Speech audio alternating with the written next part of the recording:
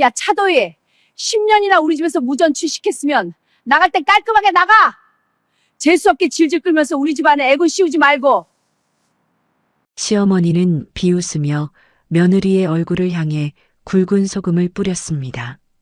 따가운 눈을 애써 뜨며 바라본 곳엔 내연녀와 팔짱을 낀 채 낄낄거리는 남편이 있었죠. 넌 빈손으로 기어들어왔으니 알거지로 쫓겨나는 게 네 주제야. 다시는 내 눈에 띄지 마라. 얼굴에 묻은 소금을 우아하게 털어낸 며느리는 천천히 핸드폰을 꺼내 들었습니다. 어머님, 오늘 지금 이 순간을 평생 피눈물 흘리며 후회하시게 될 거예요. 잠시 후 법원 주차장으로 검은색 고급 세단 한 대가 미끄러지듯 들어옵니다. 10년간 무급 식모로 살았던 며느리가 준비한 4억 원대 지옥문이 열리는 순간 이야기 시작 전 구독과 좋아요 눌러주시고 어디서 듣고 계신지 댓글 달아주시면 답글로 보답하겠습니다. 황혼의 다이어리 지금 펼쳐봅니다. 시간을 10년 전으로 한번 돌려볼까요? 2013년에 따뜻했던 봄, 제가 딱 24살 때의 일입니다. 당시 저는 서울에 있는 제법 이름만 대면 알만한 식품 대기업의 마케팅 부서에서 인턴으로 일하고 있었어요. 매일 밤을 새워가며 피눈물 나게 기획서를 쓰고 남들 다 쉬는 주말에도 출근 도장을 찍었죠. 까마득한 선배들 커피 심부름을 하면서도 눈을 반짝이며 하나라도 더 배우려던 참 열정 넘치고 풋풋하던 때였습니다. 저는 제 일이 미치도록 좋았거든요. 제 손으로 만든 기획안이 실제 텔레비전 광고로 탄생하고 그 광고를 본 사람들이 마트 진열대에서 우리 제품을 집어드는 그 모든 과정이 얼마나 신기하고 가슴 벅찼는지 몰라요. 언젠간 반드시 이 회사 마케팅 팀장 자리에 내 명패를 올려놓겠다. 옥상에서 캔커피를 마시며 혼자 굳게 다짐하곤 했었죠. 그런데 그해 봄, 제 인생의 궤도를 완전히 뒤틀어버린 남자, 오세훈을 만나게 됩니다. 경상남도 진주에서 올라온 그 남자는 아버지가 진주 시내 한복판에서 제법 규모가 큰 세훈안 의원을 운영하는 지역 유지 집안의 장남이었어요. 대학 선배의 주선으로 나간 소개팅 자리에서 처음 만났는데 첫인상이 꽤나 근사했습니다. 훤칠한 키에 조리 있는 말솜씨, 구김살 없는 태도, 무엇보다 대화 내내 부모님과 동생 이야기를 하며 가족을 끔찍이 아끼는 다정하고 책임감 있는 사람처럼 보였거든요. 차도희 씨, 저는 참 솔직하고 숨기는 게 없는 사람이에요. 첫눈에 반했습니다. 우리 진지하게 만나볼래요? 그 거침없는 직진에 마음이 흔들려 3달쯤 만났을까요? 벚꽃이 다 져가던 3달째 되던 날 오세훈이 평소와 다르게 몹시 진지한 얼굴로 제 손을 잡으며 청혼을 해왔습니다. 도희 씨, 나 다음 달에 진주로 아예 내려가야 해요. 아버지 연세도 있고 이제 그 큰 한의원 내가 이어받아서 경영해야 하거든요. 나랑 같이 내려가요. 우리 결혼합시다. 저는 당황해서 입을 다물지 못했습니다. 서울을 떠날 생각이 단 1%도 없었거든요. 이제 막 고단했던 인턴 기간이 끝나고 꿈에 그리던 정직원 전환을 코앞에 둔 시점이었으니까요. 제가 꿈꾸던 번듯한 회사에서 제가 평생 하고 싶었던 일을 드디어 막 시작하려던 참이었는데 갑자기 연고도 없는 진주라니요. 하지만 오세훈의 설득은 너무나도 집요하고 달콤했습니다. 도혜 씨 꿈을 포기하라는 게 절대 아니에요. 내가 진주에서 도희 씨 하고 싶은 일 다 할 수 있게 완벽하게 맞춰줄게요. 우리 어머니도 며느리 무조건 집에만 있는 거 싫어하세요. 도혜 씨처럼 똑똑하고 자기 능력 있는 며느리를 원하신다니까요. 내 말 믿죠? 나만 믿고 와요. 저는 바보같이 정말 바보같이 그 달콤한 약속을 덜컥 믿고 말았습니다. 결혼 전날 밤 좁은 서울 자취방에서 캐리어에 짐을 꾸리며 혼자 스스로를 위로했던 기억이 납니다. 그래, 잠깐 진주에 내려가서 신혼 기분도 내고 바람 좀 쐬는 거야. 세운 씨자리 좀 잡히면 언제든 다시 올라와서 일하면 되지. 내 나이 이제 겨우 24인데 경력 조금 단절된다고 큰일 나겠어? 얼마든지 다시 시작할 수 있잖아. 밤하늘을 보며 했던 그 알량한 생각이 얼마나 순진하고 멍청한 것이었는지 그땐 정말 꿈에도 몰랐습니다. 결혼식은 진주에서 꽤나 떠들썩하고 성대하게 치러졌어요. 알고 보니 시어머니 김정숙 여사는 진주 지역에서 꽤나 입김이 센 콧대 높은 분이시더라고요. 시아버지가 운영하시는 세운안 의원도 시내에서 모르는 사람이 없는 꽤 유명한 곳이었고 시어머니 본인도 지역 부녀회장직을 오래 맡고 계셔서 동네 사람들 사이에서 목소리가 아주 컸습니다. 그러니 결혼식 하객도 당연히 대부분 시댁 쪽 손님들이었죠. 진주 지역 유지들, 화려하게 차려입은 부녀의 아주머니들, 한의원 오랜 단골 어르신들까지 식장이 바글바글했습니다. 하객들이 밥을 먹으며 힐끔힐끔 저를 보고 수군거리는 소리가 귓가를 맴돌았어요. 아이고, 신부가 서울에서 잘나가는 대기업 직장 다니던 처녀라며? 그런 똑똑한 처녀가 진주 총구석엔 웬일로 내려온대? 우리 세훈이가 인물이 훤칠하잖아. 아주 여우같이 잘 꼬셨네. 근데 저렇게 서울 물먹은 애가 시어머니 성에나 차려나 몰라. 저는 그 가시돋친 말들을 그저 좋은 게 좋은 거라며 어색한 미소를 지으며 넘겼습니다. 그런데 달콤해야 할 신혼 첫날부터 집안 공기가 묘하게 이상하게 흘러갔습니다. 피곤한 몸을 누인 지 얼마 되지도 않은 것 같은데 밖이 아직 어둑어둑한 새벽에 시어머니가 제 방문을 두드리며 휑한 부엌으로 부르시더군요. 도희야, 우리 집은 옛날부터 아침을 일찍 먹는단다. 매일 새벽 6시. 넌 이제 이 집안 며느리니까 알지? 밥 안 쳐라. 저는 당황스러웠지만 애써 웃으며 대답했어요. 네, 어머니. 아침은 제가 차릴게요. 그런데 제가 짐 정리 좀 끝나면 곧장 서울에 있는 회사나 진주 인근으로 재취업 준비를 해야 해서요. 세훈 씨랑은 결혼 전부터 이미 다 이야기가 된 부분인데요. 그 순간 인자해 보이던 시어머니의 눈꼬리가 매섭게 치켜 올라갔습니다. 서울? 네가 감히 그 먼 서울을 어떻게 매일 왔다 갔다 해? 진주에서 서울이 몇 킬로미터나 되는 줄은 알고 하는 소리니? 그리고 네가 밖으로 나돌면 우리 귀한 세훈이 밥은 누가 차려주고 뒷바라지는 누가 해? 당장 내일부터 한의원 카운터 손님 응대는 또 누가 하라는 거야? 집안일이나 똑바로 배워. 저는 뺨을 맞은 듯 순간 숨이 턱 막히며 멈칫했습니다. 그날 밤 자리에 누운 오세훈의 등을 찌르며 조심스레 따져 물었죠. 여보, 어머니가 제 취업 이야기에 너무 예민하게 반응하시던데요. 아예 밖에서 일할 생각은 꿈도 꾸지 말라는 눈치셨어요. 우리 결혼 전에 약속한 거, 나 계속 취업 준비해도 되는 거 맞죠? 당신이 어머니 다 설득해놨다면서요.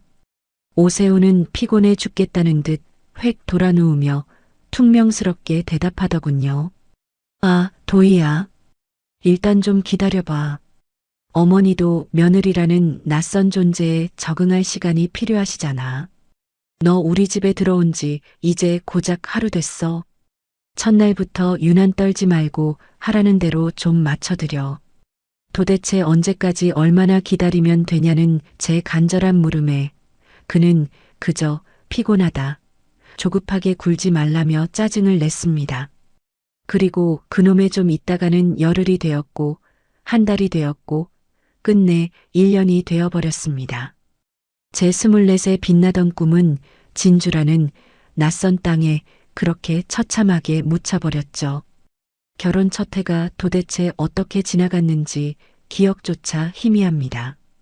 마치 태엽 감긴 인형처럼 매일 아침 새벽 6시에 무거운 몸을 이끌고 일어나 꾸역꾸역 아침 밥상을 차렸어요. 입맛 까다로운 시어머니, 무뚝뚝한 시아버지, 철없는 남편, 그리고 가끔 내려와 갑질을 해대는 얄미운 시누이 오세영까지. 네 사람의 거창한 아침상을 치우고 나면 커피 한 잔 마실 틈도 없이 한의원으로 뛰어가야 했습니다. 세운한 의원의 끝없는 접수, 하루 종일 울려대는 전화응대, 까다로운 어르신 환자들 안내, 한약재 박스 정리, 심지어 대기실 청소와 화장실 물 청소까지 전부 제 몫이 되어버렸죠. 멀쩡하게 월급 받는 간호조무사 직원이 따로 있었는데도 시어머니는 원래 병원은 식구가 나와서 카운터를 지켜야 돈이 안 새고 환자들한테 믿음을 주는 법이라며 억지로 저를 제일 바쁜 데스크에 세워두셨습니다. 물론 제 앞으로 떨어지는 월급은 단 10원 한 장 없었어요. 도희야, 네가 우리 소중한 식구인데 무슨 남처럼 야박하게 월급 타령이니? 가족끼리 돈거래하는 거 아니야. 나중에 이 잘나가는 한의원, 시아버지 은퇴하시면 다 너희 부부 차지 될 텐데. 지금은 그냥 우리 집안 사업 네가 돕는다고 생각하고 기쁘게 해라. 하루 10시간씩 탕약 냄새 찌든 한의원 카운터에서 파김치가 되도록 일하고 집에 돌아오면 쉴 틈 없이 또다시 알치마를 동여매고 저녁상을 차려야 했습니다. 산더미 같은 설거지를 하고 구석구석 청소기를 돌리고 5 식구의 빨래를 다 개고 나면 어느새 시계는 자정을 훌쩍 넘긴 시간이 되곤 했죠. 제 손끝은 늘 독한 세제와 한약재 물이 들어 거칠게 트고 갈라져 있었습니다. 시누이 오세영은 또 어땠는지 아시나요? 서울에서 아나운서 준비를 한답시고 진주를 떠나 있었지만 가끔 돈이 떨어지면 집에 내려왔는데 그때마다 온갖 상전 노릇은 다 했습니다.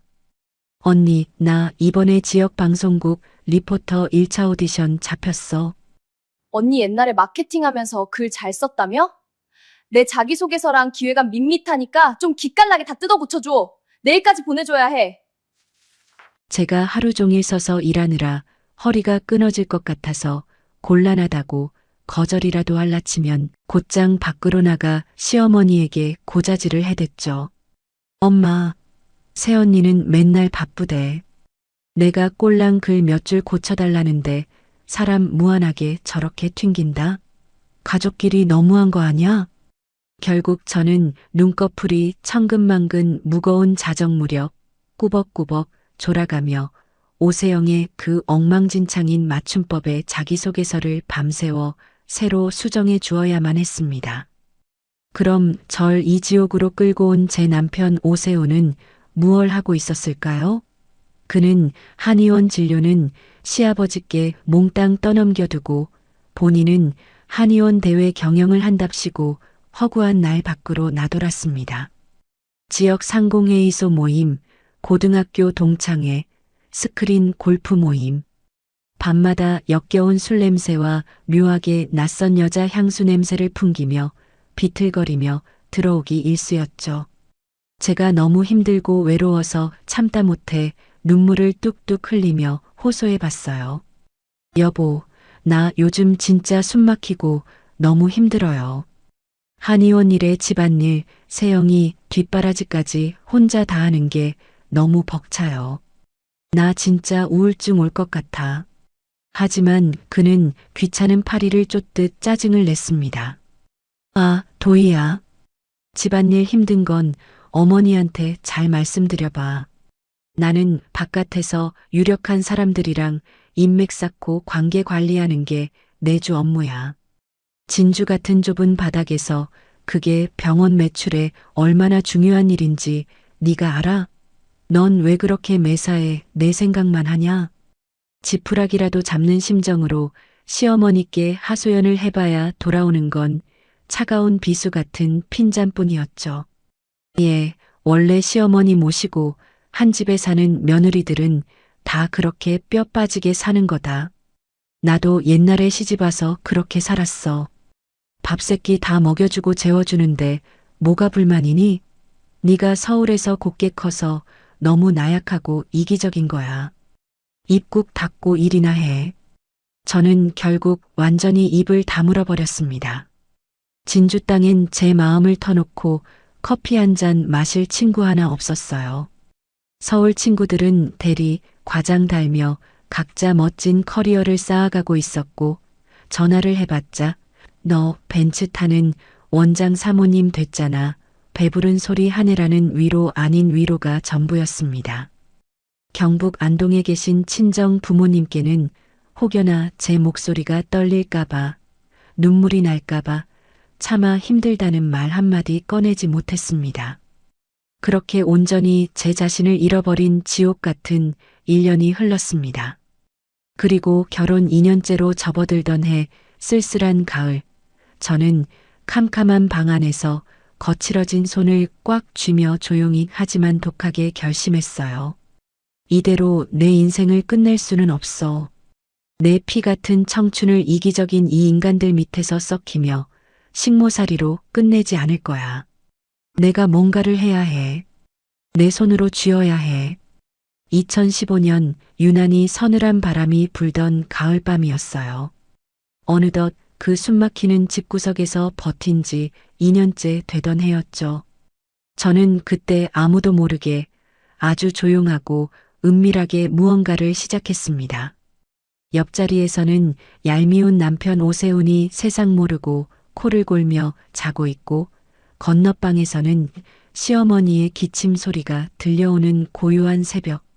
저는 무거운 이불을 머리끝까지 푹 뒤집어 쓰고 핸드폰 불빛에 의지해 다시 책을 펴고 강의를 듣기 시작했어요. 불빛이 새어나갈까봐 화면 밝기를 가장 어둡게 낮추고 한쪽 귀에만 이어폰을 꽂은 채 숨을 죽였죠. 그건 제가 그토록 사랑했던 마케팅 실무 강의였습니다. 인턴 시절 어깨너머로 배웠던 마케팅 기초에 더해 당시 새롭게 떠오르던 SNS 마케팅 트렌드, 고객 데이터 분석, 지역 브랜딩 전략까지 마치 바싹 마른 스펀지가 물을 빨아들이듯 미친 듯이 지식을 흡수했어요. 낮에 한의원 카운터에서 파김치가 되도록 일하면서도 제 머릿속은 온통 마케팅 생각뿐이었습니다. 진상 환자들에게 시달리는 그 틈틈이 머릿속에 번뜩 떠오른 아이디어들을 미친 듯이 메모했죠. 버려진 누런 처방전 이면지에 구겨진 약 봉투 뒷면에 심지어 볼펜을 찾지 못할 땐 제 손바닥 위에까지 빼곡하게 글씨를 적어 내려갔습니다. 그러다 매일 한의원 데스크를 지키며 아주 흥미롭고 중요한 사실 하나를 발견하게 됩니다. 우리 한의원의 주 고객층은 대부분 60대 이상 어르신들이었어요. 하지만 최근 들어 30, 40대 젊은 직장인들의 방문 비율이 묘하게, 하지만 확실하게 늘고 있었거든요. 만성 피로나 신경성 소화 불량, 스트레스성 두통을 호소하는 이 깐깐한 젊은 직장인들은 기약 없이 대기실 소파에 앉아 기다리는 그 아까운 시간을 끔찍이도 싫어했습니다. 게다가 한의원은 왠지 올드하고 침 맞는 건 무섭고 어렵다는 편견까지 단단히 가지고 있었죠. 마케터로서 제 심장이 다시 뛰기 시작했습니다. 제 직감이 속삭였어요. 이게 바로 기회다. 이 답답한 한의원을 완전히 뒤바꿔 놓을 황금 같은 타겟층이다. 저는 밤마다 처방전 이면지에 몰래 완벽한 기획서를 써내려갔습니다.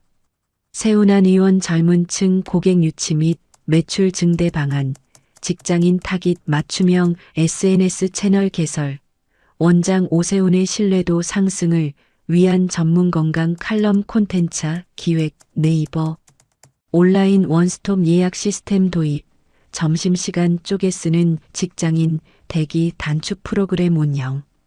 정말이지 당장 실행에 옮기면 매출이 2배는 뛸 기가 막힌 기획이었죠.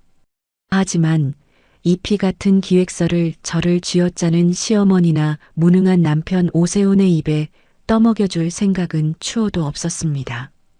저는 이 완벽한 기획안을 저만의 아주 특별한 용도로 써먹을 참이었으니까요.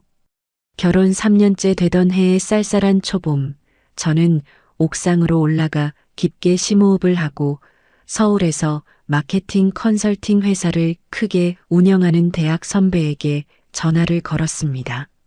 선배, 오랜만이에요. 저 요즘 의료 마케팅이랑 로컬 브랜딩 쪽을 깊게 파고 있어요. 혹시 제가 재택 프리랜서로 일할 수 있는 외주 프로젝트가 좀 있을까요? 밤새워서라도 완벽하게 해낼 자신 있거든요. 수화기 너머로 선배가 흠칫 놀라며 잠시 뜸을 들이더니 묻더군요. 도희야, 너 지금 서울도 아니고 생뚱맞게 진주에 있잖아. 게다가 원장 사모님 소리 듣고 살면서 거기서 갑자기 웬 프리랜서? 도대체 뭘 어떻게 해보고 싶은 건데? 저는 주먹을 꽉 쥐고 떨리는 목소리로 하지만 그 어느 때보다 단호하게 말했습니다. 선배, 제 본명은 절대 쓸 수 없어요. 아무도 모르게 가명으로 활동해도 괜찮을까요? 선배는 어이없다는 듯 헛웃음을 치며 무슨 위험한 꿍꿍이냐고 물었죠. 저는 시린 밤바람을 맞으며 아주 진지하게 대답했습니다. 꿍꿍이 아니에요, 선배. 이건 제 인생을 건 10년짜리 생존 계획이에요. 그날 이후 제 완벽하고도 아슬아슬한 이중 생활이 막을 올렸습니다.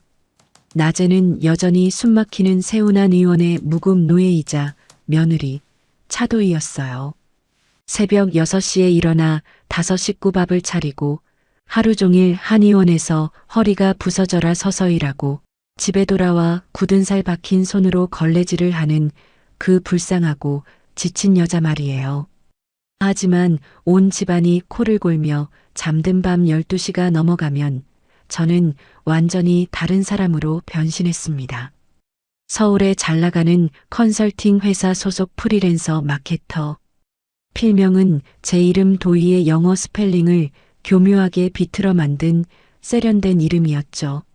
제 클라이언트들은 제가 지방 진주 구석에 처박혀 있는지, 화려한 서울 스튜디오에 있는지, 시집살이에 시달려 눈밑이 퀭한 유부녀인지 전혀 알지 못했습니다. 얼굴 한 번 본 적 없지만 피드백 빠르고 일 처리 하나는 기가 막히게 깔끔한 실력파 마케터로만 알았죠. 제 첫 번째 프로젝트는 아주 작고 귀여운 수준이었어요. 경남 지역의 소규모 배달 음식점 3곳의 인스타그램 계정과 배달 앱 리뷰를 관리해주는 대가로 받는 월 수입 30만 원. 제게는 그 어떤 대기업 월급보다 값진 돈이었습니다. 저는 우편물을 뒤지는 시어머니의 날카로운 감시를 피해 친정 부모님 집 주소지로 저만의 비밀 통장을 개설했습니다. 안동에 계신 엄마에게 전화를 걸어 신신당부를 했죠. 엄마, 내 이름으로 비밀 통장 하나 만들 건데 카드 집으로 가면 잘 숨겨줘요. 아빠한테도 누구한테도 절대 말하면 안 돼요. 알았지? 엄마가 덜컥 겁을 먹고 떨리는 목소리로 물으셨어요. 도희야, 무슨 일이야? 혹시 거기서 많이 힘들어? 돈 쪼들리니? 시댁에서 너 구박해?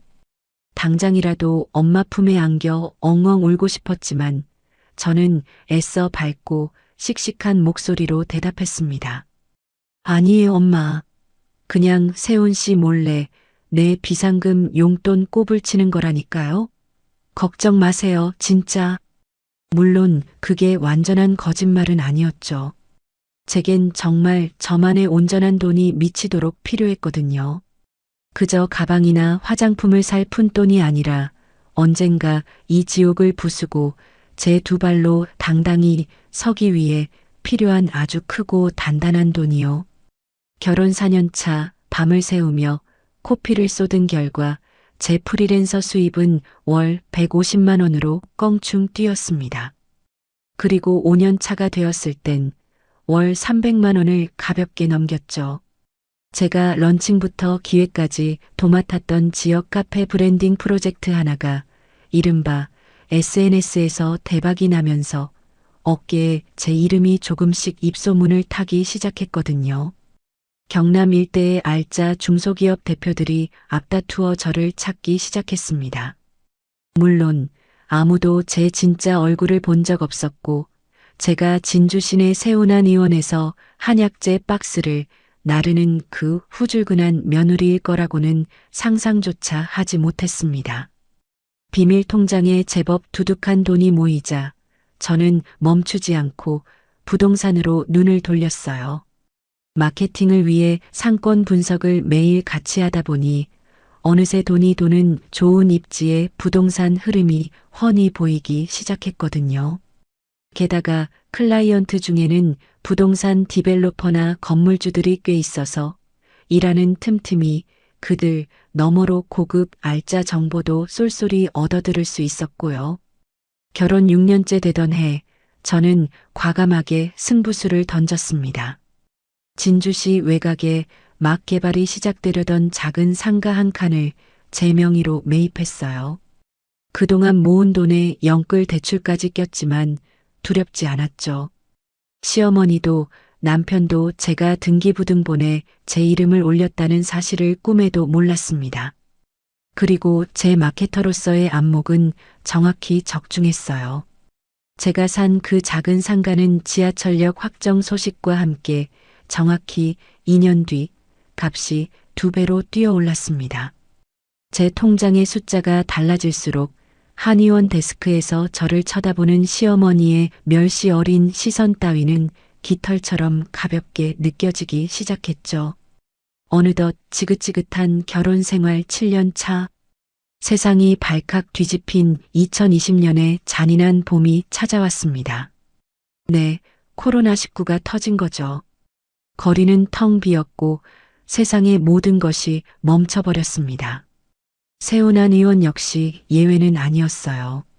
항상 어르신들로 북적이던 대기실은 파리만 날렸고 하루 매출은 그야말로 반이반 토막이 나며 바닥으로 곤두닥질 쳤습니다. 돈줄이 마르자 시어머니의 예민함과 히스테리는 극에 달했어요. 화풀이 대상은 당연히 제일 만만한 저였죠. 야, 차도희. 한의원 매출이 왜 이 모양 이 꼴이냐? 네가 카운터에서 살갑게 굴지도 않고 요즘 젊은 애들 하는 인터넷 홍보인지 뭔지도 제대로 안 하고 허구한 날 게으름이나 피워서 그런 거 아니야? 네가 우리 집안 말아먹으려고 작정을 했구나.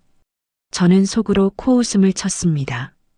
제가 마음만 먹고 제대로 홍보를 기획하면 이 죽어가는 구닥다리 한의원 매출 따위 당장 다음 달에 3배는 끌어올릴 텐데 말이죠. 제 노트북 안에는 이미 이 상황을 타개할 완벽한 위기 대응 마케팅 파일이 수십 개나 있었으니까요. 하지만 제 피 같은 능력과 귀한 시간을 이 이기적인 사람들을 위해 쓸 생각은 1도 없었습니다. 망해가면 망해가는 대로 구경하는 게 제 유일한 낙이었으니까요. 오히려 저는 한의원이 휘청거리는 그 끔찍한 위기의 시기를 제 최고의 기회로 삼았습니다. 코로나로 상권이 얼어붙고 버티지 못한 자영업자들이 쓰러지면서 평소 눈여겨보던 진주 시내의 알짜배기 건물들이 눈물의 금매로 던져지기 시작했거든요. 저는 그동안 프리랜서로 독하게 모아둔 억 단위의 현금에 이미 2배로 훌쩍 뛰어오른 첫 번째 상가를 담보로 대출을 쫙 끌어모았습니다. 그리고 진주 시내에 멀쩡하고 번듯한 상가 건물 하나를 덜컥 매입해버렸죠. 제가 산 2번째 건물이 어디에 있는 거였냐고요? 놀라지 마세요. 바로 세운안 의원과 벽을 딱 맞대고 있는 바로 옆 건물이었습니다. 심지어 한의원의 필수 공간인 주차장 부지와 약재를 보관하는 별관 건물 일부가 바로 제가 방금 사들인 그 건물에 속해 있었죠. 매달 꼬박꼬박 건물 관리 업체로 월세를 입금하면서도 시어머니는 매일 창밖으로 보는 그 건물의 진짜 주인이 매일 구박하는 자기 며느리라는 사실을 상상조차 하지 못하셨습니다. 건물주가 되었다는 짜릿함도 잠시, 같은 해 가을 무렵부터 남편 오세훈의 태도에서 역겨운 균열의 낌새가 보이기 시작했어요. 모두가 잠든 새벽 조심스레 핸드폰을 움켜쥐고 화장실로 숨어 들어가는 횟수가 눈에 띄게 늘었죠. 말도 안 되는 핑계를 대며 외박을 하거나 퇴근이 늦어지는 건 기본이었고, 어느 날부터인가 셔츠 깃과 머리카락에서 본인이 쓰던 스킨 향이 아닌 코를 찌르는 싸구려 여자 향수 냄새가 진동을 했습니다. 거울 앞에서 콧노래를 부르며 넥타이를 고쳐 매는 남편의 뒷모습을 보며 저는 헛구역질이 올라오는 걸 간신히 참았습니다. 당장이라도 사람을 붙이거나 블랙박스 메모리 카드를 빼서 그 더러운 현장을 덮칠 방법은 수백 가지였어요. 하지만 저는 바보같이 화를 내거나 소리를 지르며 추궁하지 않았습니다. 서두를 필요가 전혀 없었거든요. 그래, 마음껏 까불어라. 실컷 놀아나. 저는 차가운 눈으로 그를 관찰했습니다. 제 완벽한 독립과 처절한 복수를 위한 10년의 체스판 위에서 그들의 목줄을 단번에 끊어버릴 체크메이트를 외치기까지는 제 계획상 아직 3년이라는 인고의 시간이 더 남아 있었으니까요. 어느덧 지긋지긋한 이 집구석에서 버틴 지 8년째가 되었습니다. 그러던 어느 날 한의원에 새로운 간호조무사가 한 명 굴러들어왔어요. 이름은 류하나. 올해 29살이라고 하더군요. 진주 토박이가 아니라 인근 창원 지역에서 무슨 사연인지 쫓기듯 넘어왔다고 했습니다. 처음 데스크에서 인사를 나누는 순간부터 제 뒷골을 싸늘하게 만드는 묘한 불길함이 스쳤습니다. 여자의 촉이라고 할까요? 오세훈이 그 류하나를 대하는 눈빛과 목소리가 평소와 달라도 너무 달랐거든요. 다른 간호사들이나 직원들에겐 툭하면 짜증을 내고 무뚝뚝하게 굴던 인간이 유독 류하나 앞에만 서면 실없이 웃음을 흘리며 한없이 다정하고 젠틀한 원장님 코스프레를 했습니다. 하나씨 오늘 환자가 많아서 좀 피곤해 보이는데 억지 부리지 말고 눈치껏 일찍 들어가 쉬어요. 그러면 류하나는 또 코맹맹이 소리에 눈웃음을 살살 치며 화답했죠. 어머, 원장님, 저는 진짜 괜찮아요. 제 일은 제가 깔끔하게 다 하고 가야죠. 원장님이 더 피곤해 보이시는데 제가 쌍화탕이라도 하나 데워드릴까요? 그러면 이 류하나는 눈치가 구미호 뺨치게 빨랐습니다. 나이든 환자들에겐 간 쓸개 다 빼줄 듯 살갑게 굴었고 가끔 들르는 시어머니 앞에서는 자기 친딸처럼 싹싹하게 굴며 금세 점수를 쓸어 담았어요. 어느 날 시어머니가 제 옆구리를 쿡 찌르며 비아냥거리듯 말씀하시더군요. 도희야, 저기 카운터에 하나씩 하는 것 좀 봐라. 어쩜 저렇게 싹싹하고 애교가 철철 넘치니. 들어온 지 얼마 안 된 직원인데 며느리인 너보다 병원 분위기 띄우는 데는 10배는 낫다. 넌 뚱하게 꿔다 놓은 보릿자루처럼 서 있지만 말고 제 반만이라도 좀 보고 배워라. 저는 속에서 천불이 끓어올라 당장이라도 카운터를 엎어버리고 싶었지만 그저 입꼬리만 올려 빵긋 웃어 보였습니다. 하지만 그날 밤 낡은 책상 앞에 앉아 멍하니 스탠드 불빛을 바라보던 저는 마침내 결단을 내렸죠. 그래, 이제 슬슬 이 지겹고 역겨운 연극의 막을 내릴 때가 왔구나. 저는 떨리는 손으로 핸드폰을 들어 선배에게 전화를 걸었습니다. 선배, 저 이제 진짜 완전하게 독립할 때가 된 것 같아요. 제 진짜 이름 걸고 번듯하게 회사 차릴 준비 다 마쳤습니다. 선배가 반색하며 하지만 조금 놀란 목소리로 물었죠. 진짜?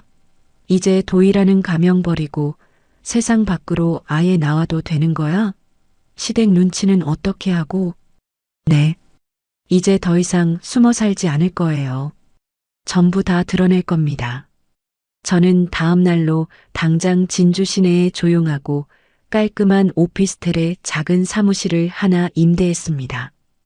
이름하여 마케팅 컨설팅 법인 도이컴퍼니. 아주 조용하고 은밀하게 제 이름 3글자를 박아 법인 사업자 등록까지 완벽하게 마쳤죠. 물론 우리 고상하신 시어머니도 바람난 남편도 바깥 세상에서 무슨 일이 벌어지는지 까맣게 몰랐습니다.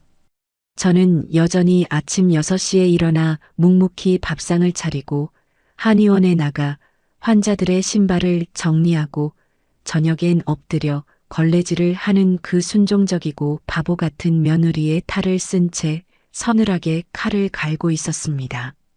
결혼 9년째 되던 2022년에 매서운 겨울밤이었습니다. 시계는 정확히 새벽 2시를 가리키고 있었죠. 제 옆자리에서 술 냄새를 풍기며 세상 모르고 코를 고는 오세훈의 핸드폰 화면이 불쑥 켜지더니 진동과 함께 카톡 알림이 미친 듯이 쏟아지기 시작했어요. 저는 홀린 사람처럼 침대에서 조용히 몸을 일으켜 그 핸드폰을 집어들었습니다. 환하게 켜진 화면에 뜬 발신인 이름은 단 2글자. 아나. 저는 일말의 망설임도 없이 패턴 잠금을 풀었습니다. 비밀번호가 뭐였냐고요? 어처구니 없게도 24살에 제가 속아 넘어갔던 우리 2사람의 결혼기념일 4자리였어요. 자기 머리로 복잡한 숫자를 기억하기도 버거워 설정해둔 그 알량한 번호가 결국 자기 무덤을 완벽하게 파버리는 치명적인 열쇠가 될 줄 그 멍청이는 상상도 못한 거죠. 대화창을 여는 순간 시궁창보다 더 역겹고 더러운 판도라의 상자가 활짝 열렸습니다.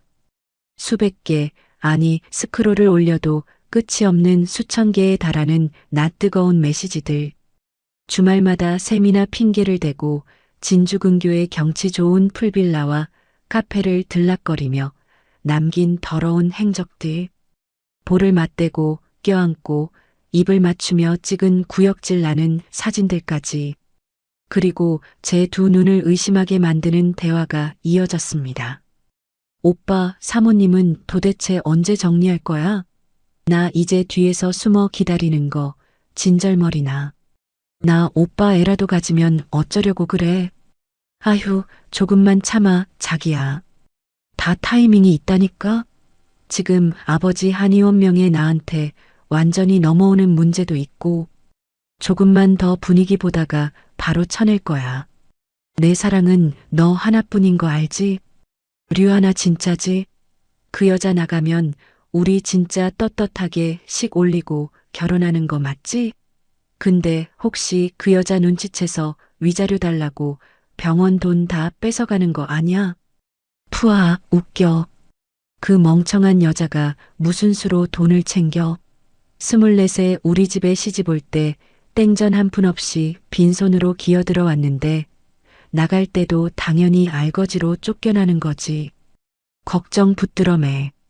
저는 그 대화를 읽으며 천천히 핸드폰을 이불 위로 내려놓았습니다. 피가 거꾸로 솟고 손발이 부들부들 떨리며 눈물이 쏟아질 줄 알았는데 이상하게도 너무나 고요하고 차분해지더군요. 정말 단 1%의 분노도 느껴지지 않았습니다. 오히려 짙은 안개 속에 흩어져 있던 마지막 퍼즐 조각이 딸깍하고 완벽하게 제자리를 찾아 맞춰지는 기분이었어요. 저는 숨죽여 화장실로 들어가 소리 없이 문을 잠갔습니다.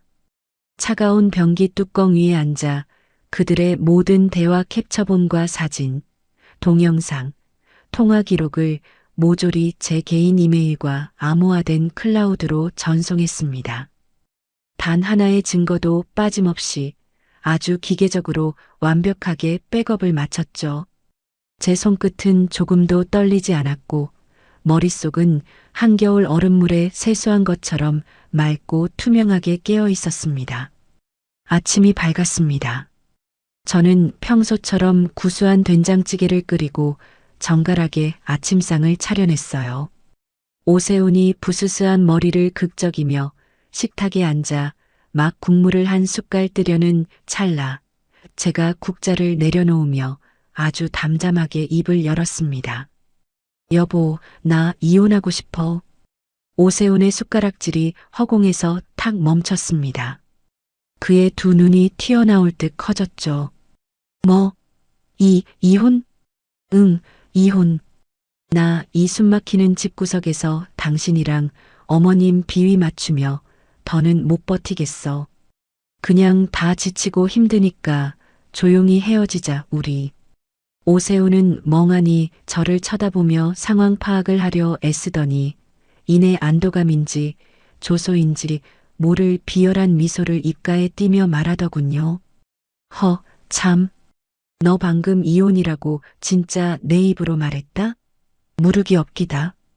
근데 내가 미리 분명히 말해두는데 드라마처럼 위자료나 재산 분할 같은 헛꿈은 꾸지도 마.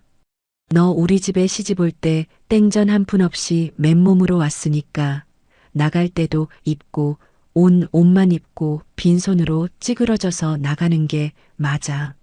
알았어?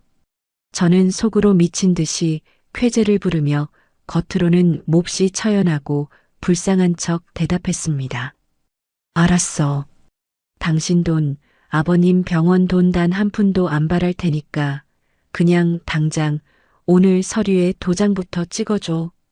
부탁이야. 신이 난 오세훈은 먹던 밥도 내팽개치고 그 길로 거실로 달려가 방문을 두드리며 어머니를 불렀습니다. 어머니, 엄마, 도희가 이혼하겠대요. 지가 못 버티고 자기 발로 나가겠다잖아요. 그것도 위자료 한 푼도 안 받고. 잠시 후 헐레벌떡 부엌으로 뛰어들어온 시어머니의 표정을 저는 평생 잊지 못할 겁니다.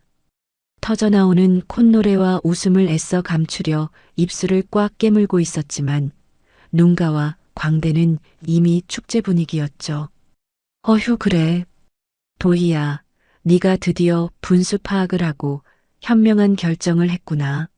서로 마음도 안 맞는데 억지로 붙들고 사는 것보다 쿨하게 끝내는 게 우리 집안을 위해서도 좋지. 근데 내가 노파심에 하는 말인데 나갈 때는 우리 집 숟가락 하나, 수건 한 장 건드리지 말고 정말 깨끗하게 맨몸으로 나가야 한다. 무슨 말인지 알지? 저는 속으로 비웃음을 삼키며 싱긋 웃고 고개를 숙였습니다. 네, 어머니. 걱정 마세요. 속으로 중얼거렸죠. 정말 뼛속까지 깨끗하게 아주 바닥까지 영혼까지 탈탈 털어서 깔끔하게 마무리 지어드릴 테니까요. 마침내 협의 이혼을 위한 법원 조정 디데이가 잡혔습니다. 2023년 11월 15일이었죠. 저는 그날부터 피도 눈물도 없는 제 10년 인생을 건 마지막 사냥 준비에 돌입했습니다. 가장 먼저 한 일은 실력 있는 변호사를 물색하는 것이었어요. 진주 바닥은 좁아서 행여나 소문이 날까봐 일부러 기차를 타고 서울 강남에 있는 아주 악명 높고 철두철미한 이혼 전문 박진우 변호사를 찾아갔습니다. 변호사님, 저는 흔해 빠진 불륜 위자료 몇 천만 원 받아내자고 얘까지 찾아온 게 아닙니다. 저는 지난 10년 동안 이 순간만을 위해 숨죽여 덫을 놨어요. 법적으로 단 하나의 흠집도 빠져나갈 구멍도 없이 저 거만한 사람들을 철저하고 완벽하게 파멸시키고 싶습니다. 박 변호사는 제가 테이블 위에 내민 두툼한 증거 서류들과 자산 내역 파일들을 넘겨보더니 안경을 고쳤으며 한참이나 말을 잇지 못하더군요. 차도혜 씨, 이거 여기에 적힌 자산 내용들 전부 사실입니까? 네. 1%의 과장도 없는 팩트입니다. 세금 처리까지 완벽하게 끝난 제 단독 자산들이에요. 변호사는 헛웃음을 치며 혀를 내두르며 중얼거렸어요. 이건 뭐 상대방 입장에서는 마른 하늘의 날벼락 정도가 아니라 그냥 눈뜨고 핵폭탄을 맞는 격이겠는데요. 저는 소파에 깊숙이 기대며 차갑게 미소 지었습니다. 당연하죠. 제가 그 폭탄을 제조하려고 10년을 하녀처럼 살았으니까요. 두 번째 작업은 세운한의원 바로 옆에 있는, 네, 바로 제 소유의 상가 건물 임대차 계약을 손보는 것이었어요. 사실 한의원 측은 손님들을 위한 필수 주차장 부지와 약재를 쌓아두는 별관 건물 일부를 제 건물에서 빌려 쓰고 있었거든요. 계약부터 월세 납부까지 깐깐한 건물 관리 업체를 철저히 중간에 끼워두었기 때문에 시어머니나 오세훈은 건물주의 진짜 정체를 까맣게 모르고 있었습니다. 서류를 확인해 보니 임대차 계약 만료일은 공교롭게도 2023년 12월 1일, 이혼 도장을 찍는 날짜로부터 정확히 보름 뒤였습니다. 하늘이 돕는 완벽한 타이밍이었죠. 세 번째 작업은 그 구역질 나는 불려우 류하나의 밑바닥을 파헤치는 일이었습니다. 저는 이번엔 진주가 아닌 부산의 베테랑 흥신소 탐정을 거액을 주고 고용해 그녀의 뒤를 캤어요. 일주일 뒤 제 이메일로 도착한 보고서는 가히 예술적이었습니다. 류하나 29세. 창원 거주 당시 모 한의원의 유부남 원장과 진료실에서 불륜 행각이 발각됨. 원장 부인에게 머리채를 잡혀 병원을 발칵 뒤집어 놓고 야반도주하듯 해고된 전력 있음. 거기에 오세훈과의 낯뜨거운 모텔 출입 CCTV 캡처 사진과 통화 내역이 분초 단위로 빼곡하게 첨부되어 있었죠. 저는 빙그레 웃으며 보고서 파일을 닫았습니다. 이 정도면 아주 훌륭한 장난감이 될 터였습니다. 이혼 법원에 가기 전날 밤 시댁 분위기는 마치 아들 서울대라도 보낸 집처럼 잔치집 분위기였습니다. 거실에선 과일 깎아 먹는 소리가 들렸고 시어머니는 신이 나서 시누이 오세영에게 스피커폰으로 전화를 걸어대고 있었죠. 세영아, 너 내일 방송국 스케줄 비워놓고 꼭 법원 앞으로 와라. 알았지? 드디어 우리 집안에 들러붙은 저 지긋지긋한 빈대 같은 년 떼어내는 날이다. 엄마가 전현 나갈 때 애군 쫓는다고 시장 가서 제일 굵은 소금까지 한 바가지 사다 놨어. 저는 부엌 구석에서 고무장갑을 낀 채 그릇을 닦으며 그 통화 소리를 BGM 삼아 듣고 있었습니다. 소금이라 아주 좋네요, 어머니. 내일 마음껏 뿌려보시죠. 누가 더 쓰라릴지는 내일 봐야 알겠지만요. 그날 밤 자정 무렵 저는 이불 속에 누워 박진우 변호사에게 짤막한 마지막 문자를 보냈습니다. 내일 드디어 모든 쇼를 시작하겠습니다. 완벽하게 세팅해 주세요. 1분도 안 되어 곧바로 답장이 울렸습니다. 네, 차도의 대표님. 내일 법원 앞에서 뵙겠습니다.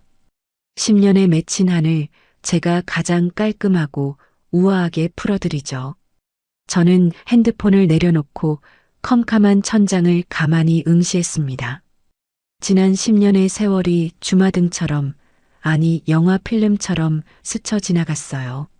서러움에 사무쳐 이불을 뒤집어 쓰고 소리 없이 눈물 흘리며 마케팅 인강을 듣던 새벽. 버려진 처방전에 볼펜을 꾹꾹 눌러가며 사업 구상을 하던 밤. 시어머니 몰래 친정집 주소로 만든 통장에 10만 원, 20만 원 이 악물고 모아가던 그 눈물겨운 시간들.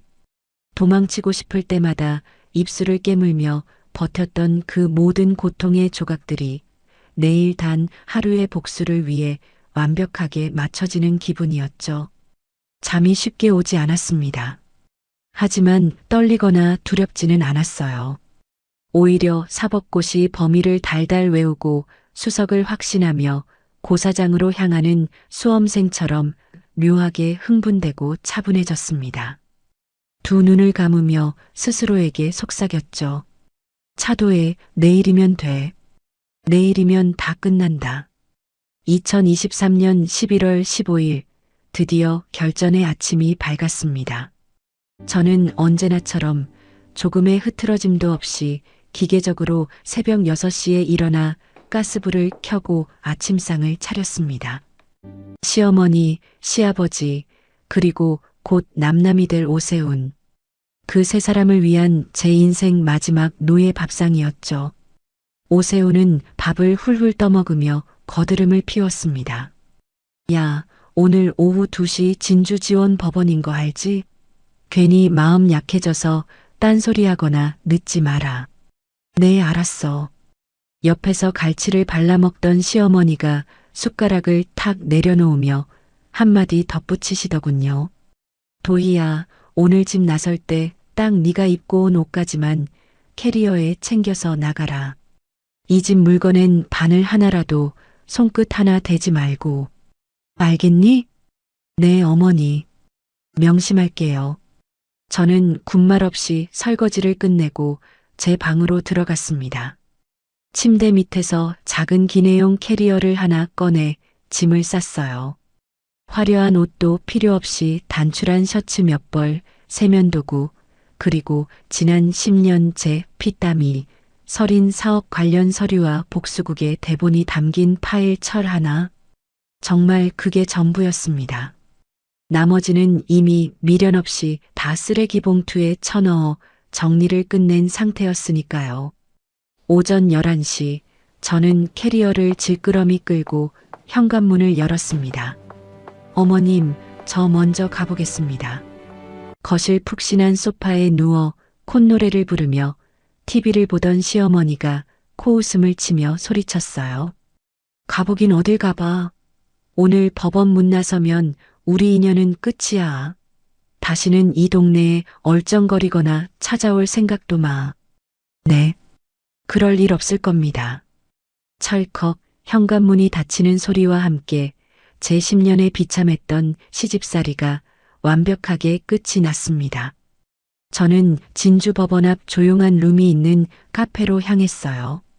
그곳엔 이미 각 잡힌 정장 차림의 박진우 변호사가 두꺼운 서류 가방을 열어둔 채 여유롭게 커피를 마시며 대기하고 있었죠. 차도희 씨 오셨습니까? 법정 들어가기 전에 마지막으로 무기 정보 한번 확실하게 하시죠. 네, 좋습니다. 변호사가 테이블 위로 날카로운 칼날 같은 서류 뭉치들을 쫙 펼쳐놓았습니다. 첫 번째 폭탄입니다. 진주시 강남동에 위치한 상가 건물 1동. 네, 세훈안 의원의 숨통을 쥐고 있는 주차장과 부속 건물이 포함된 곳이죠.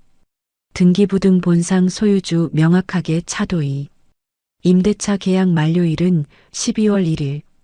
오늘 이혼 도장 잉크 마르자마자 갱신 거절 통보 내용 증명으로 발송 들어갑니다. 저는 묵묵히 고개를 끄덕였습니다. 두 번째 무기. 진주 신도시 쪽 알짜 상가 2채. 소유주 차도희. 현재 월세 수입만 다달이 합산 280만 원씩 꽂히고 있죠. 세 번째, 차도희 대표님의 본체이신 도희컴퍼니 마케팅 법인. 현재 고정계약 클라이언트 12곳, 연매출 2억 3천만 원. 마지막 네 번째, 금융 자산 현금 및 예금 1억 8천만 원, 우량 주식 7천만 원. 서류를 모두 확인하고 파일을 덮은 변호사가 안경 너머로 저를 경이롭다는 듯 바라보며 말했어요. 차도혜 씨, 솔직히 말씀드리면 제가 이 지저분한 이혼 업계에서 10년 넘게 구르며 별의별 사건을 다 다뤄봤지만 시댁 식구들 눈을 완벽하게 속이고 맨땅에서 이 정도 부와 스펙을 혼자 읽어낸 분은 차도혜 씨가 처음입니다. 정말 독하고 대단하십니다. 저는 식은 커피를 한 모금 삼키며 옅게 웃었습니다. 매일 밤 피눈물 흘리며 10년을 버텼거든요. 독해질 수밖에 없었죠. 변호사가 살짝 미간을 찌푸리며 조심스레 물었어요. 그런데 차 대표님, 혹시라도 오늘 조정 과정에서 눈치 빠른 상대 측 변호사가 이 재산들을 냄새 맡고 재산 분할을 걸고 넘어지면 어쩌시겠습니까? 저는 코웃음을 쳤습니다. 걱정 마세요. 혼인 기간 중에 남편의 기여도 단 1% 없이 저 혼자 프리랜서로 밤새워가며 벌어들인 재산은 법적으로 철저하게 특유재산으로 분류되잖아요. 분할 대상이 아니라는 거 변호사님이 저보다 법을 더 잘 아시면서 박 변호사가 그제야 긴장을 풀고 소리내어 웃었습니다. 맞습니다. 완벽하게 방어 가능하죠. 게다가 오세훈 씨의 명백하고 더러운 외도 증거까지 완벽하게 쥐고 계시니 원하신다면 오히려 우리가 위자료 청구 소송을 걸어 저 집구석을 탈탈 털어먹을 수 있는 완벽한 갑의 위치이십니다. 하지만 저는 단호하게 고개를 저었어요. 위자료, 그깟 더러운 돈 몇 천만 원 안 받아요. 대신 제가 10년간 준비한 이 서류들의 진실을 오늘 조정이 끝나고 법원 앞 넓은 광장에서 그들 얼굴에 던져주고 싶어요. 가장 비참하고 수치스럽게 완전히 짓밟아 줄 겁니다. 변호사가 눈을 번쩍이며 고개를 끄덕였죠. 완벽한 복수극의 피날레군요. 법적으로 전혀 문제될 건 없습니다. 제가 옆에서 훌륭한 엑스트라 겸 무대 감독이 되어드리겠습니다. 오후 2시 진주 지원 가사 조정실. 창문 하나 없이 차갑고 삭막한 테이블을 사이에 두고 오세훈과 제가 마주 앉았습니다. 오세훈 옆에는 동네에서 적당히 선임한 듯한 깐깐해 보이는 변호사가 앉아 있었고 조정실 밖 복도에는 시어머니와 시누이 오세영이 진을 치고 있었죠. 나이 지긋한 조정위원이 서류를 툭툭 치며 건조한 목소리로 물었습니다. 자, 쌍방 이혼 의사 최종 확인하겠습니다. 오세훈 씨, 이혼에 동의하십니까? 오세훈이 1초의 망설임도 없이 당당하게 대답했어요. 네, 완벽히 동의합니다. 차도혜 씨도 이혼에 동의하십니까? 네, 동의합니다. 재산 분할 및 위자료 협의 내용 확인하겠습니다.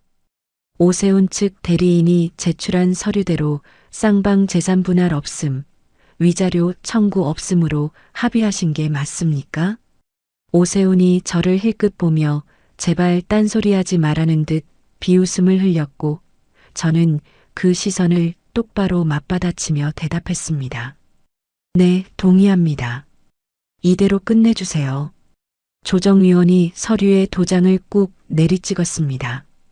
쾅! 혼인관계 완전 종료.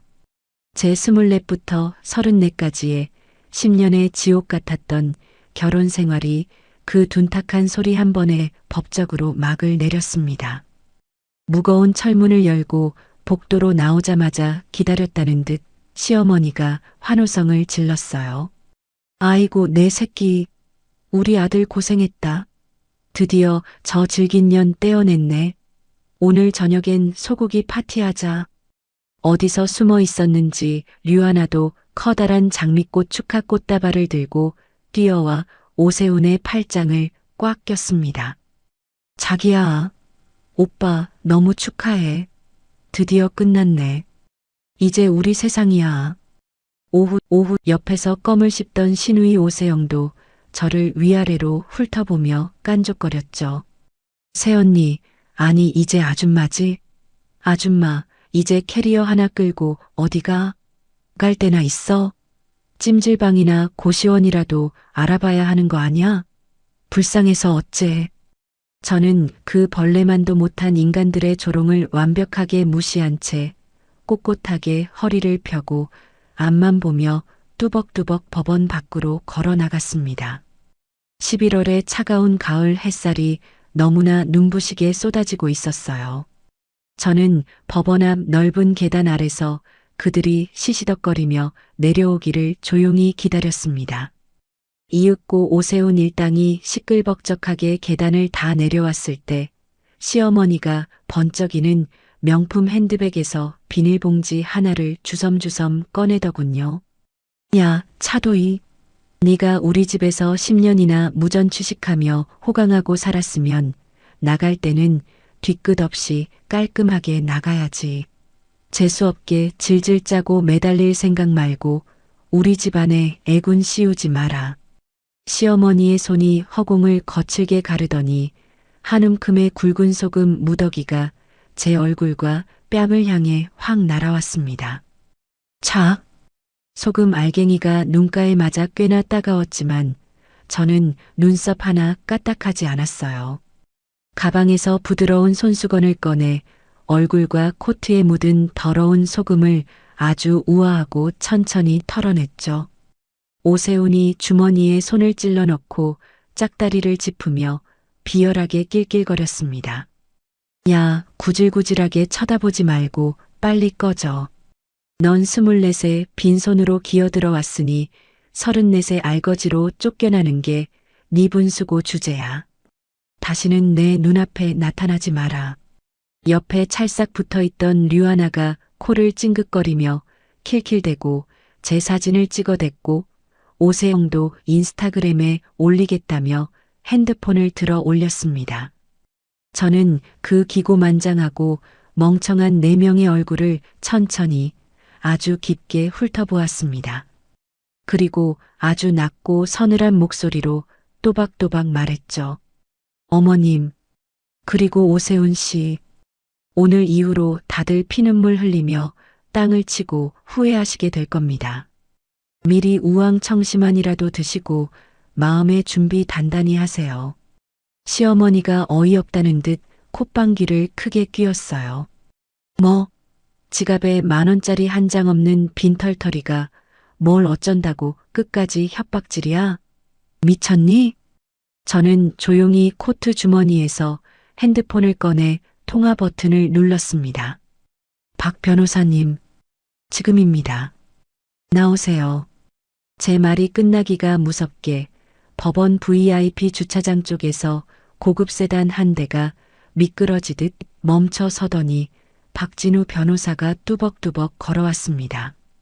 완벽하게 각이 잡힌 명품 슈트 차림에 한 손에는 서늘한 느낌의 가죽 서류 가방을 들고 말이죠. 그의 뒤로는 영화의 한 장면처럼 날카로운 눈매를 가진 보조 변호사 2명이 호위하듯 바짝 따라붙었습니다. 시어머니의 깐족거리던 입꼬리가 살짝 떨렸습니다. 저 번지르르하게 생긴 남자는 또 누구야? 네가 빚이라도 졌어? 박 변호사가 세 사람 앞에 우뚝 멈춰서더니 품에서 두툼한 서류 봉투를 펼치며 무겁게 입을 열었습니다. 안녕하십니까? 저는 차도의 대표님의 전속 법률 대리인을 맡고 있는 박진우 변호사라고 합니다. 방금 안에서 이혼 조정이 최종 성립되어 혼인 관계가 종료된 것을 확인했으니 이제부터 차도의 씨를 대신해 여러분께 아주 중요한 법적 사항 몇 가지를 통보해 드리겠습니다. 오세훈이 불쾌한 듯 미간을 확 찌푸리며 소리쳤어요. 뭐야? 이혼 서류에 도장 다 찍고 끝났는데 이제 와서 무슨 딴소리야?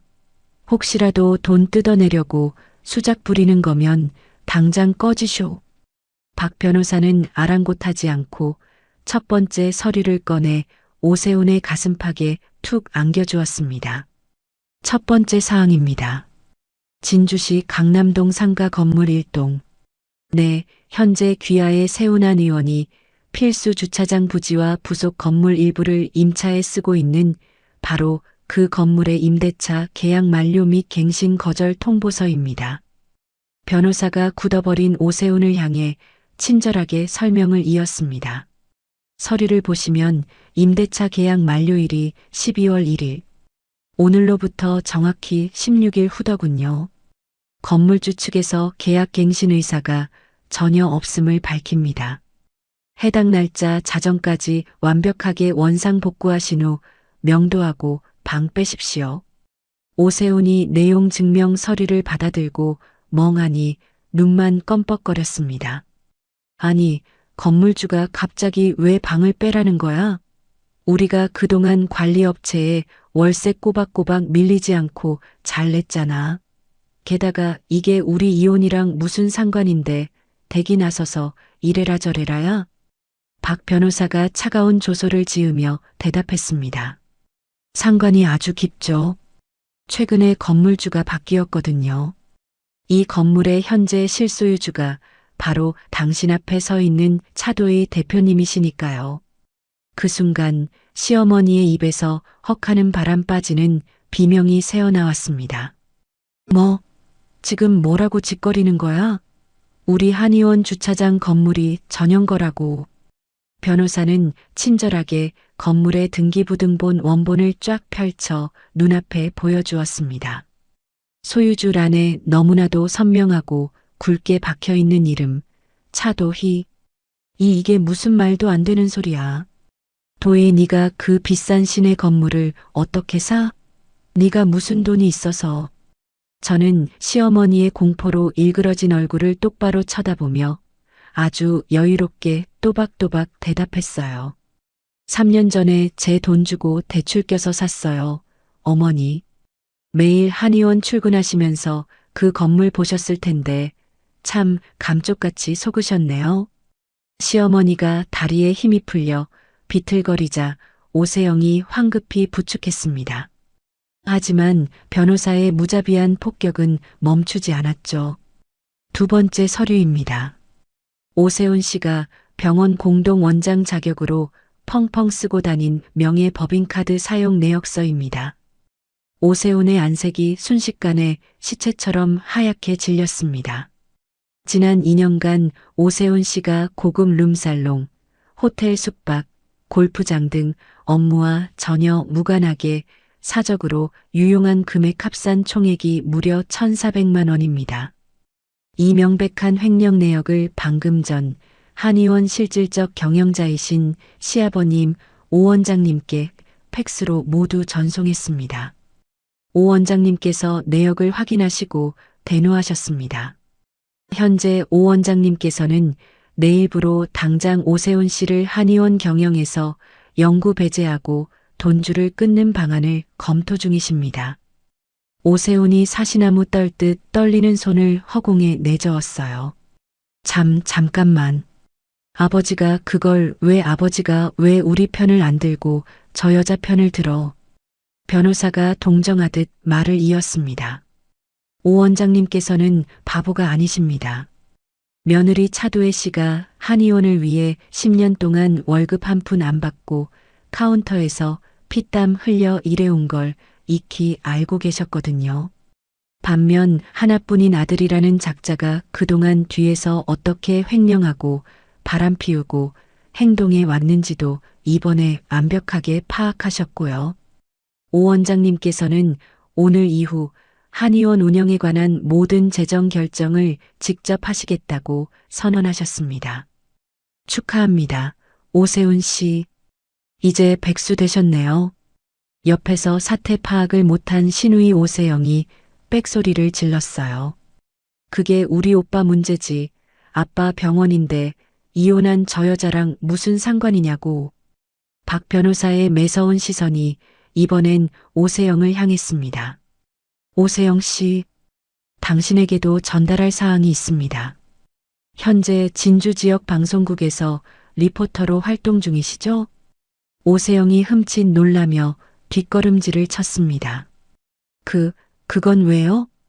오세영 씨가 그 치열한 방송국 오디션에 합격하는데 제출했던 그 훌륭한 자기소개서와 방송기획안 서류들. 그거 본인이 쓴 거 아니죠? 새벽에 차도혜 씨가 억지로 대필해 준 거지 않습니까?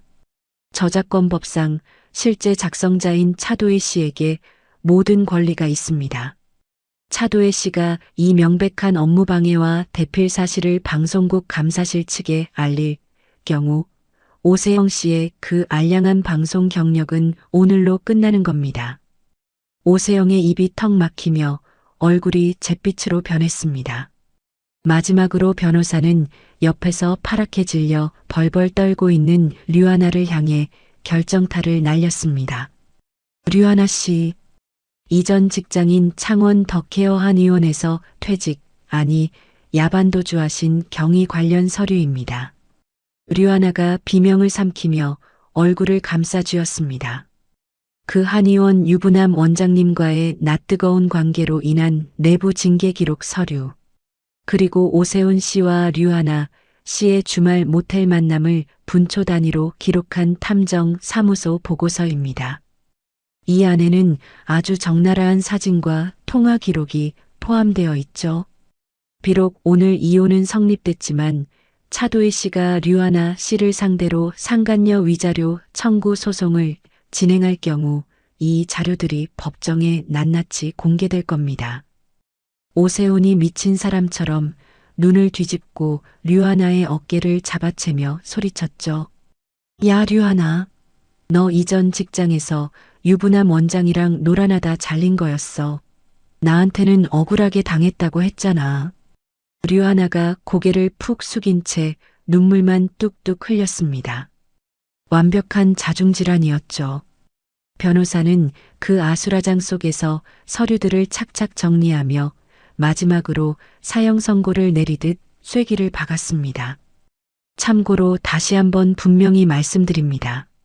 차도혜 씨는 현재 연매출 2억 3천만 원을 기록하는 마케팅 컨설팅 법인 도이컴퍼니의 어엿한 대표이십니다. 진주 시내 상가 부동산과 현금을 포함한 총 자산은 약 4억 원에 달합니다. 이 어마어마한 분은 혼인 기간 중 오세훈 씨의 기여도 단 1% 없이 차도의 씨 본인 단독의 노력으로 취득한 특유 재산입니다. 그러니 오세훈 씨 재산 분할 달라는 구질구질한 소송 걸 생각은 꿈도 꾸지 마십시오. 시어머니가 결국 다리에 힘이 풀려 방금 전 자신이 소금을 뿌렸던 그 법원 앞바닥에 털썩 주저앉아 버렸습니다. 땅을 치며 오열하다시피 소리를 지르더군요. 도혜니가 네가 버젓한 회사 대표라고? 그 수억 원의 돈을 언제 다 모은 거야? 우리가 눈치채지 못하게 그 무서운 짓거리를 뒤에서 다 했다고. 저는 바닥에 주저앉은 시어머니를 내려다보았습니다. 10년 동안 저를 벌레처럼 부려먹고 권력을 휘두르던 그 표독스러운 눈이 지금은 바닥 없는 공포와 경악으로 가득 차 덜덜 떨고 있었죠. 저는 한없이 차분하고 다정한 목소리로 말했습니다. 어머님, 지난 10년 동안 절 식모처럼, 머슴처럼 월급 한 푼 없이 부려먹으셨잖아요. 제 24세 찬란했던 청춘이 너무 아깝고 억울해서 어떻게든 살 길을 찾아야 했어요. 어머님이 따뜻한 안방에서 코골며 주무시는 동안 저는 차가운 화장실 변기에 앉아 공부했어요. 어머님이 부녀회장 감투 쓰고 동네방네 유세 떨러 다니시는 동안, 세훈 씨가 밖에서 딴 여자 끼고 술 퍼마시는 동안 저는 처방전 뒷면에 기획서를 쓰며 미친 듯이 일했습니다. 그 지옥 같은 시간들을 악으로 깡으로 버티니까 10년 만에 이렇게 되네요. 오세훈이 다리에 힘이 풀려 주저앉으며 기어가는 목소리로 제게 묻더군요. 도희야, 너 그럼 처음부터 이렇게 우릴 파멸시킬 줄 알고 다 계획했던 거야? 저는 그를 경멸의 눈빛으로 쳐다봤습니다. 아니요. 처음에는 복수고 뭐고 그냥 이 숨막히는 집에서 땡전 한 푼 없이 쫓겨나지 않으려고 그저 살아남으려고 발버둥친 것뿐이에요. 그러다 보니 어느새 여기까지 오게 됐네요. 쓰레기 같은 당신들 덕분에 도끼가 생겨서 이렇게 성공했으니 고맙다고 해야 하나? 그것은 완벽한 사실이었습니다. 처음에는 이들을 파멸시키겠다는 복수를 생각하지 못했어요. 그저 내 인생을 내가 다시 움켜쥐어야 한다는 생각, 그 간절한 생존 본능 하나로 버텼던 것입니다. 시어머니가 갑자기 바닥을 기어와 제 코트 자락을 미친 듯이 부여잡았습니다. 도희야. 아가. 내가 미안하다. 내가 늙어서 노망이 났었어. 아까 소금 뿌린 건 액땜하라고 그런 거야. 야, 건물 계약 갱신 그거 한 번만 다시 생각해 줄 수 없니? 응? 우리 한의원이 거기 주차장 없으면 장사 안 되는 거. 네가 카운터 봐서 제일 잘 알잖아. 당장 12월 추운 겨울에 방 빼면 우리 식구들 다 길바닥에 나앉아. 저는 코트 자락에 묻은 더러운 먼지를 털어내듯 시어머니의 주름진 손을 아주 조용하고 단호하게 떼어냈습니다. 어머님, 계약 만료와 명도 집행은 감정이 아니라 깔끔한 법적 절차입니다. 구질구질하게 매달리지 마시고 앞으로 모든 연락은 박진우 변호사님을 통해서만 진행하세요. 도희야, 세훈이가 잘못했어. 내가 잘못했어. 이 늙은이가 무릎이라도 꿇으랴? 응? 그러니까 제발. 저는 단호하게 고개를 저었습니다. 어머님, 저 10년 동안 시집살이 하면서 어머님한테 미안하다, 잘못했다는 말 단 한 번도 들어본 적 없어요. 지금 본인들 밥 줄인 건물 뺏길까봐 겁나서 하시는 가짜 사과잖아요. 그 가식적인 말은 1초도 더 듣고 싶지 않네요. 시어머니가 입을 꾹 다물고 절망 어린 눈물을 쏟아냈습니다. 저는 캐리어를 힘차게 끌며 뒤돌아 걷기 시작했습니다. 오세훈이 뒤에서 절박하게 도희야, 차도희 하고 울부짖었지만 저는 단 한 번도 뒤를 돌아보지 않았습니다. 법원 앞 은행나무 길을 걸었습니다. 11월의 차가운 햇살이 제 등을 포근하게 비춰주더군요. 옆에서 보폭을 맞춰 걷던 박진우 변호사가 넥타이를 살짝 풀며 조용히 물었습니다. 기분이 어떠십니까? 차 대표님. 좀 후련하십니까? 저는 멈춰서서 잠깐 생각에 잠겼습니다. 글쎄요. 알터니가 빠진 것처럼 시원하긴 한데 막 미칠 듯이 기쁘거나 통쾌하기보단 생각보다 너무 덤덤하네요. 변호사가 이해한다는 듯 부드럽게 고개를 끄덕였습니다. 그게 지극히 정상입니다. 10년이라는 긴 세월 동안 뼈를 깎는 고통을 이미 다 이겨내셨으니까요. 막상 거대한 목표를 이루고 폭풍이 지나가고 나면 감정이 고요하고 덤덤한 게 맞아요. 진짜 승리자의 여유죠. 저는 다시 캐리어를 끌며 하늘을 올려다보았습니다. 11월의 하늘이 유난히 파랗고 티 없이 높았습니다. 차도희, 나 정말 잘 해낸 거지? 지옥에서 무사히 살아 돌아온 거 맞지? 혼자 속으로 조용히 물었습니다. 그리고 가슴 깊은 곳에서 울려 퍼지는 목소리로 씩씩하게 스스로 대답했습니다. 응, 미치도록 잘 해냈어. 수고했다, 도희야. 시간이 쏜살같이 흘러 2024년 따뜻한 벚꽃이 피는 봄이 되었습니다. 저는 단 1초의 미련도 없이 진주 땅을 떠나 다시 제 마음의 고향, 서울로 짐을 싸서 올라왔습니다. 무려 10년 만의 상경이었죠. 아무것도 모르고 끌려가듯 내려갔던 24살의 풋풋했던 아가씨가 상처를 딛고 일어선 34세 단단한 법인 대표가 되어 금이 환영한 겁니다. 저의 피땀이 서린 도이컴퍼니는 트렌디한 마포구 한복판으로 사무실을 이전했습니다. 비록 지방이었지만 진주에서 바닥부터 뒹굴며 차곡차곡 쌓아 올린 탄탄한 실전 포트폴리오 덕분에 까다로운 서울의 클라이언트들도 어렵지 않게 뚫어낼 수 있었어요. 첫 석 달은 하루에 4시간도 못 자며 미친 듯이 바쁘게 보냈습니다. 뷰가 좋은 사무실을 세팅하고 저와 뜻이 맞는 똑똑한 직원들을 면접 봐서 뽑고 새로운 대형 클라이언트들과 미팅을 하며 눈코 뜰 새 없는 나날을 보냈죠. 그러면서 저는 아주 오랫동안 10년 동안 까맣게 잊고 살았던 벅찬 감정을 다시금 찾았습니다. 아, 맞다. 나 원래 일하는 거 미치도록 좋아하는 열정적인 사람이었지. 새벽에 혼자 이불을 푹 뒤집어 쓰고 눈물로 인강을 듣던 그때처럼 낡고 구겨진 처방전 이면지에 번뜩이는 아이디어를 끄적이며 가슴 뛰던 그때처럼 일에 대한 순수한 열정과 마음이 다시 활활 살아났습니다. 뜨거운 매미 소리가 울리던 그의 여름, 저는 정말 오랜만에 안동에 계신 친정 부모님 댁을 찾아갔습니다. 양손 가득 부모님이 좋아하시는 한우와 선물을 들고서요. 현관문을 열고 들어서며 환하게 웃어 보였습니다. 엄마, 아빠, 나왔어. 나 이제 진짜 다 끝났어. 괜찮아요.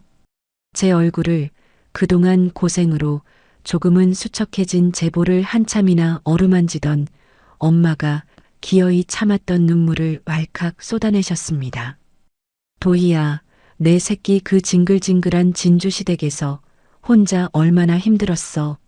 넌 아무 말 안 했지만 엄마는 내 목소리만 들어도 다 알고 있었어.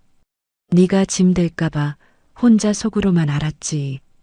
엄마의 그 따뜻한 말 한마디에 10년간 독하게 참아왔던 제 눈물샘도 결국 터져버리고 말았습니다. 말하면 엄마 아빠 가슴 찢어지고 걱정해서 잠도 못 주무실까봐 도저히 힘들다는 말을 입 밖으로 꺼낼 수가 없었어. 미안해 엄마. 엄마가 제 등을 토닥이며 부서질 듯 꽉 안아주셨습니다. 그 품이 너무나 푹신하고 따뜻했습니다. 24, 무거운 캐리어를 끌고 진주역으로 내려가던 그 불안했던 날 이후로 10년 만에 처음 느껴보는 온전한 안식처의 온기 같았어요.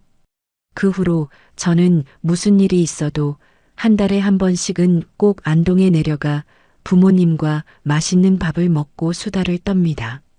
아, 제 속을 썩이던 그 잘난 세운한 의원 패거리들은 도대체 어떻게 됐냐고요? 궁금하시죠? 건너 들려오는 소식이 꽤나 흥미진진하더군요.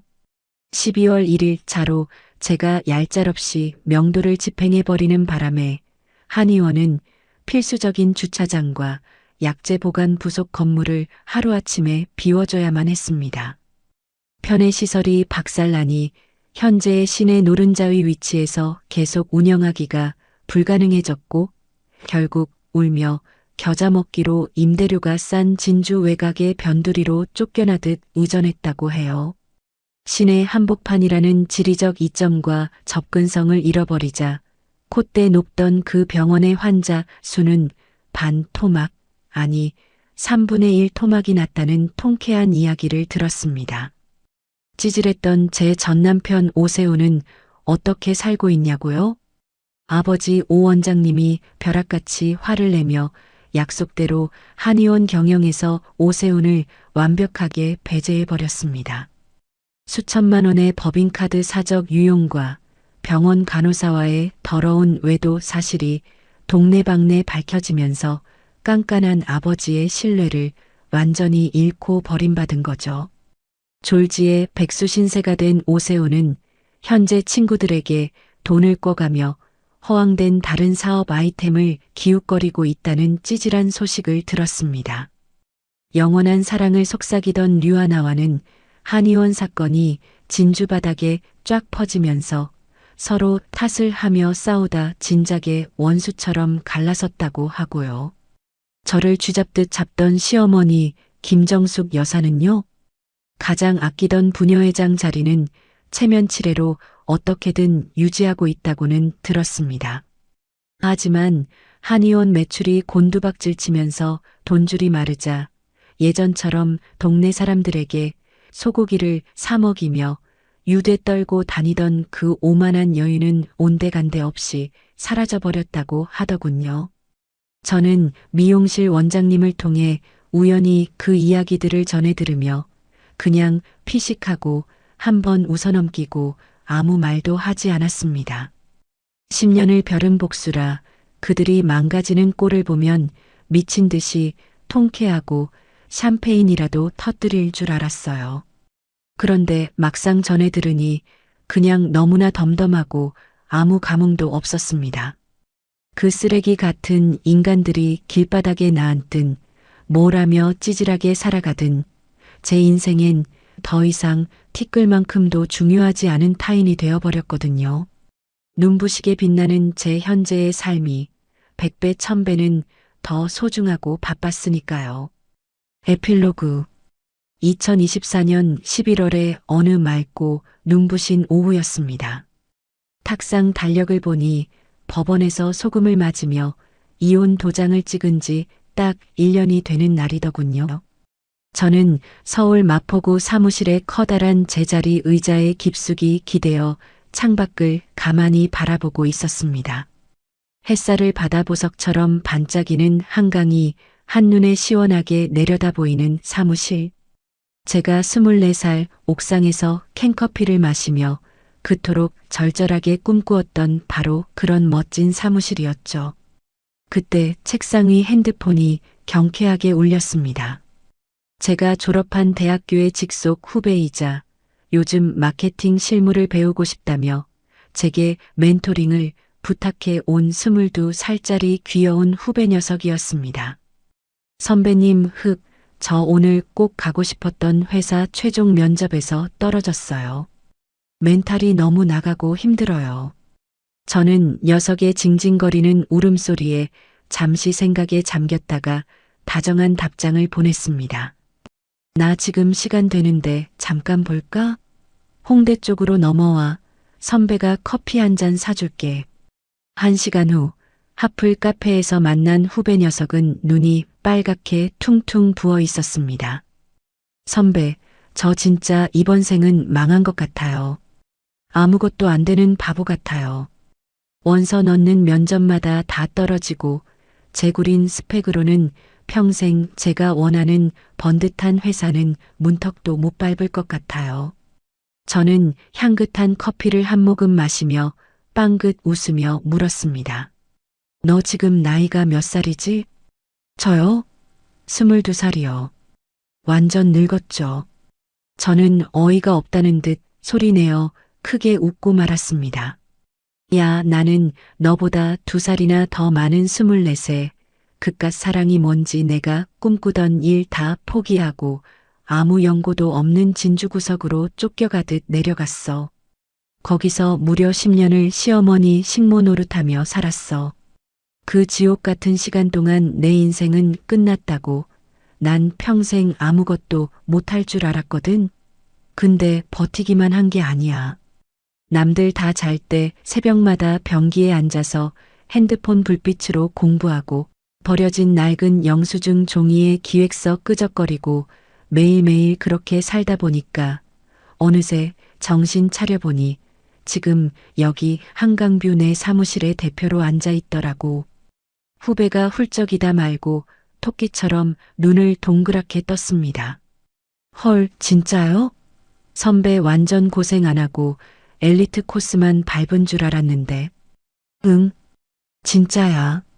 지금 당장 내 눈앞에 펼쳐진 현실이 꽉 막힌 것처럼 답답하고 아무것도 안 되는 것처럼 느껴져도 좌절하지 마. 네가 지금 치열하게 울고 고민하며 하는 것들이 눈에 안 보여도 전부 내 안에 뼈와 살이 되어 쌓이고 있어. 나중에 10년 뒤에 뒤돌아보면 그 삽질 같았던 시간들이 전부 하나의 선으로 기가 막히게 연결돼서 지금의 너를 만들어준 걸 알게 될걸? 후배가 입술을 꽉 깨물고 위로를 받은 듯 세차게 고개를 끄덕였습니다. 저는 카페 창밖을 바라보았습니다. 11월의 가을 하늘이 물감을 풀어놓은 듯 맑고 청명했습니다. 마음속으로 10년 전 그 낡은 자취방에서 짐을 싸며 불안해하던 24세 어리고 가엾은 차도희에게 꼭 전해주고 싶은 말이 있었습니다. 도희야, 그 남자 믿고 진주로 내려가는 내 선택, 그땐 누가 말려도 막을 수 없었을 거야. 넌 순수하게 사랑을 믿었으니까. 근데 이것만 알아둬. 네가 거기서 눈물 흘리며 보낸 그 10년의 세월이 전부 버려진 낭비가 아니었어. 넌 남들이 너를 비웃고 깔아뭉갤 때 낮에는 악으로 버티고 밤에는 실력을 쌓아 올렸잖아. 그 도끼 품은 시간들이 모여서 지금의 단단하고 빛나는 너를 만든 거야. 정말 고생 많았다, 차도희. 순간 왈칵 뜨거운 눈물이 쏟아질 것 같았지만 저는 환하게 웃으며 꾹 참아냈습니다. 저는 주머니에서 핸드폰을 꺼내 새하얀 메모장 앱을 열었습니다. 그리고 앞으로 즐겁게 해나갈 일들을 타닥타닥 적어 내려갔죠. 앞으로 해야 할 일들. 도이컴퍼니 마케팅팀 신입 직원 2명 더 채용하기. 안동 부모님 결혼기념일에 최고급 하와이 효도 여행 보내드리기. 이 징징대는 22살 꼬맹이 후배 멘탈 잡아서 무조건 취업시키기. 그리고 화면을 끄기 전 마지막으로 한 줄을 꾹꾹 눌러 더 적었습니다. 매일 어제보다 아주 조금씩 더 행복해지기. 저는 메모장을 기분 좋게 닫았습니다. 그리고 자리에서 툭 털고 일어났습니다. 제 앞에는 아직 개척해 나갈 할 일이 산더미처럼 많았습니다. 사무실로 돌아가서 처리할 일도, 오늘도, 내일도, 그리고 앞으로 다가올 수많은 눈부신 날들도요. 10년 전 서울역에서 캐리어를 끌고 진주로 내려가는 기차를 타던 날에 멍청했던 저는 상상조차 못했습니다. 제 20대와 30대를 바친 그 처절했던 10년이 이렇게 통쾌하고 완벽하게 끝날 줄은요. 하지만 이제는 너무나도 잘 압니다.